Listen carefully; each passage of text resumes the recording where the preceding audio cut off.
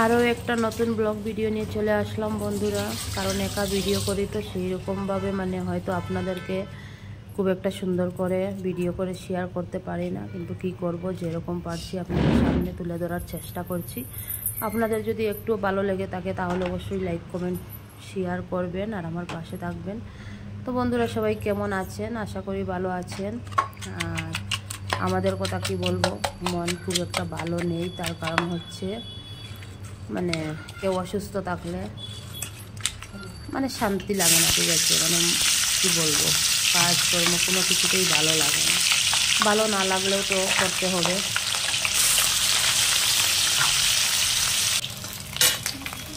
আর এই যে এখানে আমি আর মাছ ভেজে নিয়েছি। আর এগুলো হচ্ছে আমার জন্যই, আমি আর আমার বর খাবো। তো আমি নিজেও অসুস্থ। আর এই যে ভাবছি আর মনে মনে চিন্তা করছি যে কী দিয়ে রান্না করবো, ঠিক আছে? তো চিন্তা করছি কী দিয়ে রান্না করবো, কারণ আমাদের তো মেয়েদের একটাই রান্না, কখন কী রান্না করবো, এইটা তো আমাদের মাথায় চিন্তা থাকে, ঠিক আছে? কীরকম করবো চিন্তা থাকে। তো ভাবছি টমেটো দিয়ে করবো, ঝোল করে নেব।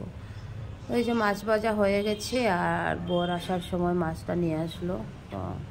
আর বললো সবজি কিনে আসবো। আমি বললাম টমেটো আর ধনেপাতা নিয়ে আসবো, ঠিক আছে? তো ওই যে টমেটো আর ধনেপাতা নিয়ে এসেছে। দেখতে পাচ্ছি দুটো ওলকপি এর সাথে, ঠিক আছে? তো ও তো ওলকপি খেতে ভালোবাসে, এখনের দিনে, সবসময় না। তো মাছ দিয়ে খেতে ওর ভালোই লাগে। তো ভাবছি একটা ওলকপি দিয়ে দেবো। আর নতুন আলু নিয়ে এসেছে, নতুন আলু ওলকপি আর টমেটো দিয়ে রান্না করে নেব। তারপরে আমি ভুলেই গেছিলাম, ঠিক আছে? পরে হঠাৎ মনে হলো বন্ধুদের সাথে শেয়ার করেছি না, তো সেই কারণে একটু শেয়ার করে নিলাম। তো কেমন লেগেছে অবশ্যই লাইক কমেন্ট করে বলবেন।